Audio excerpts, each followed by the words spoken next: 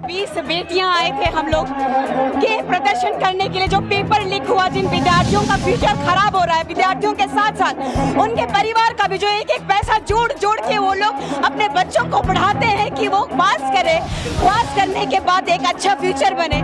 लेकिन यहाँ तो केंद्र में बैठी हुई जो बीजेपी की सरकार है, युवा विरोधी सरकार है, बेटी विरोधी। क्योंकि आपने देखा हम लोग शांतिपूर्ण तरीके से प्रोटेस्ट कर रहे थे। ये पूरे भारत को जानना चाहिए कि केंद्र में बैठी हुई मोदी सरकार जो है, ना उनके पास बच्चे हैं, ना उनके पास में परिवार है।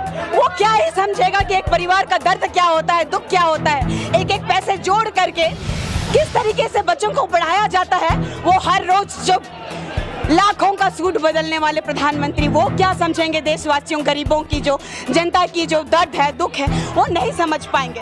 मैं पूरी तमाम देश के जनता से कहना चाहती हूँ कि आज जो हमारे साथ बर्बरता के साथ व्यवहार किया गया, लेकिन इस सरकार को ये चीज बताने की वाकई आवश्यकता है कि जो युवा विरोधी है, जो विद्यार्थियों के विरोधी है, जो महिलाओं के विरोधी है, इस देश में रहने के लायक नहीं है। क्योंकि ये संविधान से खिलवाड़ कर रहे हैं, ये लोकतंत्र से खिलवाड़ कर रहे हैं। बस कीजिए मोदी जी, और कितना आप स्टूडेंट के भविष्य के साथ और जितने भी युवा हैं उनके भविष्य के साथ कितना खिलवाड़ करेंगे। एक बेटी बोल रही है कि आपके जो मंत्री हैं उनको इस्तीफा दिला जाए। The joint session will be held. Sir, what do you have to say about it? What are the expectations from the opposition?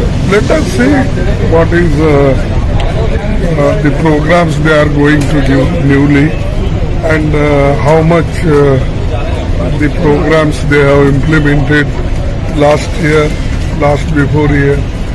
So we will see that, and we are expecting at least good speech this year. Instead of, it should not be a government speech, it should be the Rashtrapati's speech. That is good.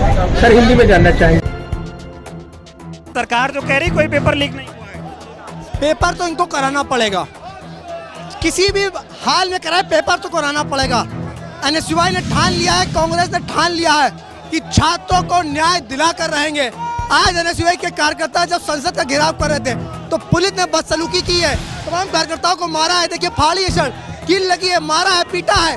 ये है दिल्ली की police, ये है कि गृह मंत्री देश के जो छात्रों को मारते हैं, पीटते हैं। जो उनकी आवाज उठाएगा उन पर मुकदमा लगाएंगे। मेरे ऊपर कल एक मुकदमा दर्ज किया गया है क्योंकि मैंने धर्मेंद्र प्रधान के घर पे मैंने उनका विरोध किया था, मांग करी थी इस्तीफे की। वो एफआईआर करा रहे हैं। आज जब संसद घेराव की तरफ बढ़े तो शर्ट फाड़ी है, मारा है, पीटा है। ये हो क्या रहा है इस देश में? 10 सालों में 70 पेपर लीक हुआ। एक महीने में एनटीए को कई पेपर रद्द करने पड़ते हैं क्योंकि पेपर लीक हो चुके हो। एनटीए के डायरेक्टर को बिठाया जाता है मजबूरी में। जब इतना बवाल होता है, यह पूरी तरीके से सरकार लीकेज सरकार है। एक भी पेपर को ढंग से नहीं करा पा रहे, कहते हैं देश चलाएंगे, विश्व गुरु बनाएंगे। यह पूरी तरीके से फेल हो चुका है। एनएसयूआई मांग करती है कि शिक्षा मंत्री धर्मेंद्र प्रधान इस्तीफा दें। धर्मेंद्र तो प्रधान कर रहे हैं पेपर लीक नहीं। कल तो बोले हैं ना कि मैं नैतिक जिम्मेदारी लेता हूँ। पहले तो नहीं मान रहे थे, अब मान लिया है, तो इसका मतलब कहीं ना कहीं धांधली हुई है, गड़बड़ी हुई है, मानना पड़ेगा। एनटीए के डायरेक्टर को क्यों हटाया? फिर सवाल तो ये भी खड़ा होगा ना, इसका मतलब धांधली हुई है, इस्तीफा आपको देना पड़ेगा। इतना मजबूत प्रधानमंत्री कहा जाता है और पेपर लीक नहीं रोक। कहा था 56 इंच का सीना, पापा ने वॉर रुकवा दी। पापा एक पेपर नहीं रुकवा पा रहे, पापा वॉर रुकवाएंगे। शाबाश मोदी जी, शाबाश। आप लोग अपने हक की बात कर रहे हैं तो मारा पीटा जा रहा है। निश्चित मारा गया है, एनएसयूआई के कार्यकर्ताओं को मारा गया, पीटा गया है। लाजमी है, हम भी देखेंगे। दम है तेरे दम ने कितना देख लिया है देखेंगे, और जेल में तेरे जगह है कितनी देख लिया है देखेंगे। निश्चित देखेंगे। 2 करोड़ रोजगार देने आए थे और पेपर लीक कर रहे हैं। देश का युवा पकौड़े तल रहा है, बेरोजगार है। अमित शाह का लड़का बीसीसीआई का सचिव बनेगा और देश का युवा अग्निवीर बनेगा। ये कहाँ तक चलेगा मोदी जी? सड़कों पे प्रदर्शन करें, निश्चित करेगा। जब सरकार सुन नहीं रही है तो सड़क पे उतरेंगे ना। आज हरियाणा प्रदेश कांग्रेस कमेटी के अबाउट 40 लीडर्स के साथ कांग्रेस अध्यक्ष खड़गे जी ने, पूर्व अध्यक्ष राहुल गांधी जी ने, वेणुगोपाल जी ने आज मीटिंग की थी और पूरी समीक्षा की थी। बहुत बढ़िया लोकसभा के नतीजा है। हरियाणा में 46% वोट शेयर तक हम 47% तक पहुंच गए, 47.69% तक, और 19% से ज़्यादा उसमें इंक्रीमेंट हुआ 2019 के सामने। 46 हलकों में कांग्रेस की बहुमत रही। और ये सभी जो है नतीजे थे उसकी राहुल जी ने भी बहुत सराहना की, धन्यवाद किए और सबको प्रोत्साहित करते हुए उन्होंने सबसे कहा है, पार्टी ने निश्चय किया है कि पूरी एकजुटता से, पूरी यूनिटी के साथ आगामी चुनाव जीतने के लिए हरियाणा का एक एक वर्कर, एक एक लीडर जी जान की ताकत लगा देगा और इसके बारे में जो भी आवश्यक कदम है वो हो सकता है कि जो है पार्टी की यूनिटी बनी रहे, हो सकता है कि पार्टी में जो है संगठन का अभाव है तो उसको भी जल्दी से कमी वो पूरी की जाए। इसके साथ साथ ये जो प्रचार प्रसार जो रहा, जो राहुल जी के 5 न्याय यात्रा का जो हम लोगों ने बड़ा हेवी कैंपेन हुआ और लोग मानस जो है पूरा राहुल जी के साथ जुड़ गए।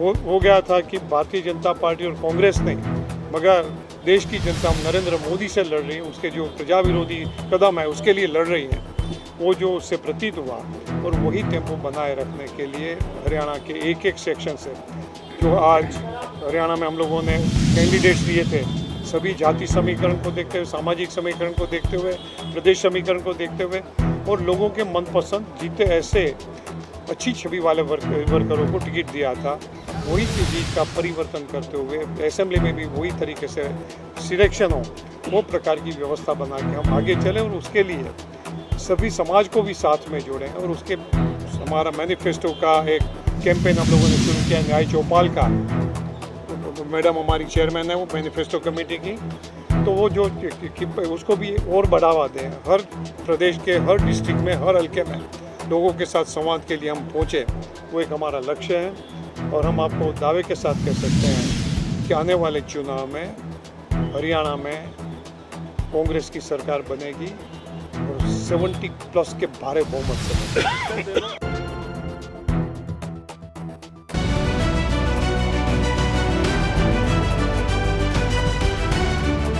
मेरी समझ के परे है कि आपके क्षेत्र की जनता ने आपको विकास के कार्यों के लिए चुना है कि यहाँ पर आकर इस तरीके की विवादित राजनीति करने के लिए। भाई जिस तरीके से ऐसे प्रतीकों को गलत दृष्टि में इतने दशकों से दिखाने का प्रयास किया गया, आज जब हमारे प्रधानमंत्री जी के द्वारा उन्हें उचित सम्मान दिया जाता है, क्यों इन्हें इन सारी चीज़ों से एतराज़ होता है?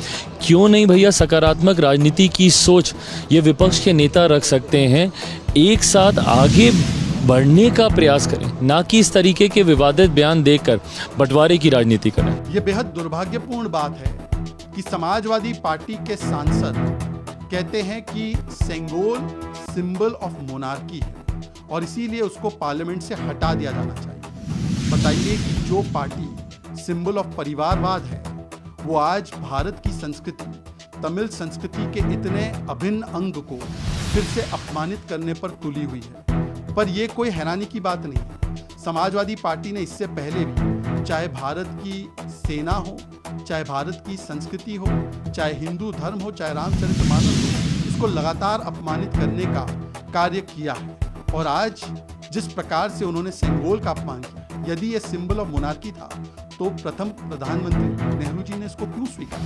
क्या वो सिंबल ऑफ मोनार्की को स्वीकार रहे थे? अगर ये सिंबल ऑफ मोनार्की था तो डीएमके बताए कि इस प्रकार का सेंगोल का अपमान क्या उन्हें स्वीकार्य है? क्या तमिल संस्कृति का ये अपमान उन्हें स्वीकार्य है? उनको आज इस पर जवाब देना चाहिए। और ये वही मानसिकता है जिसने सेंगोल को वर्षों तक वॉकिंग स्टिक की तरह देखा। आज समाजवादी पार्टी भारत और तमिल संस्कृति का मखौल उड़ाने से पीछे नहीं। देखिए, ताकत मिले, जीत मिले, बहुत अच्छी बात है, जीते हैं, लेकिन ये लोगों की बुद्धि ऐसी हुई है तो प्रभु राम को ही रिप्लेस कर रहे थे। उस दिन तो उन लोगों ने अपने सांसद ही को प्रभु राम की तुलना कर दी थी। तो ये इससे कहते हैं कि पूरी मति भ्रष्ट हो गई है और ये अपने पतन की ओर शुरू, बोलते ना, शुरू नहीं हुए कि खत्म होने की तैयारी होगी। India also joins others in congratulating new incoming members for having been elected to the Council for the period 2025 to 2026. We look forward to working with them in a constructive and positive manner. Madam President, the UN Charter itself bestows on the report we are discussing today a profound seriousness.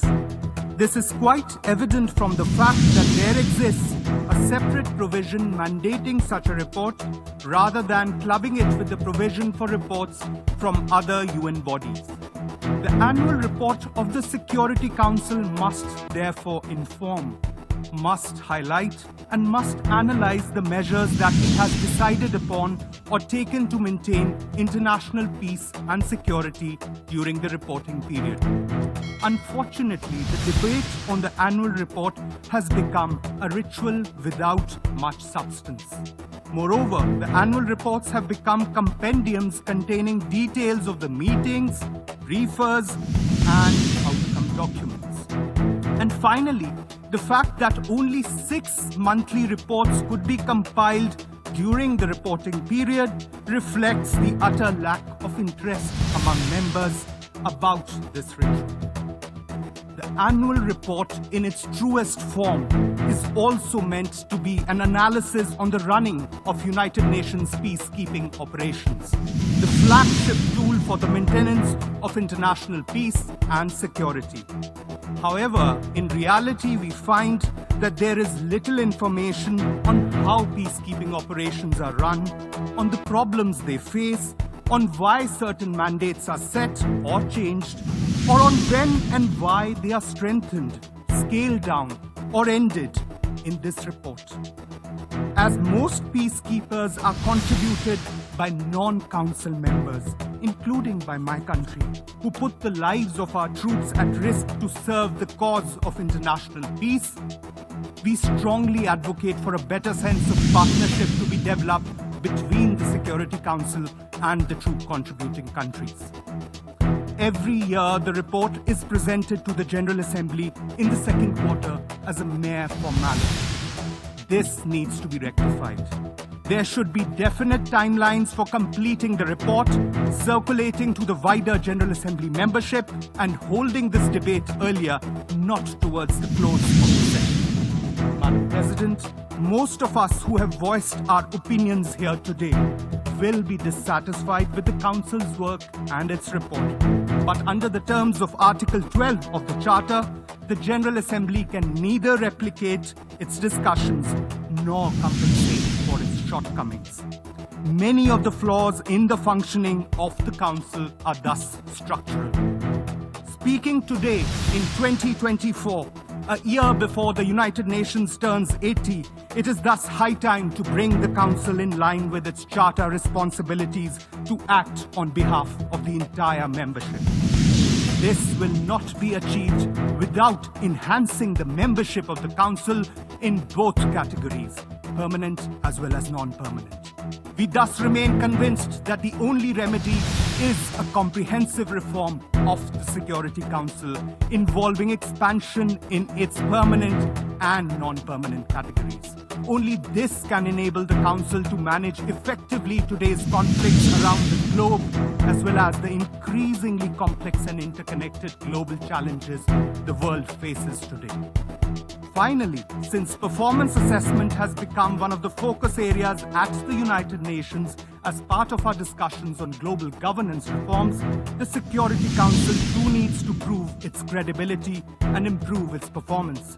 We hope that views and comments expressed by the member states today are given serious consideration in this process.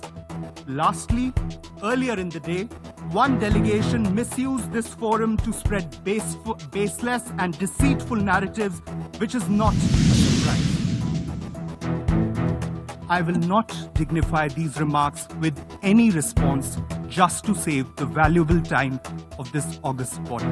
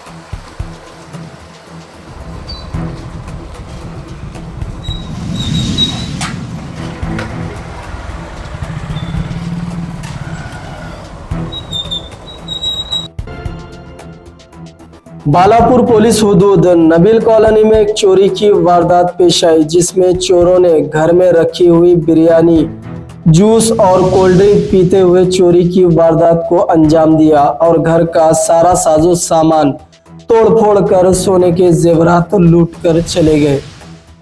आए दिन police की जानिब से चबूतरा mission, special vehicle checking और police की गश्त तो इतनी बढ़ चुकी है कि हर गली हर कूचे में पुलिस राउंडिंग करते हुए नजर आ रही है। ऐसे हालात में इस तरह की भयानक चोरी एक सवालिया निशान है।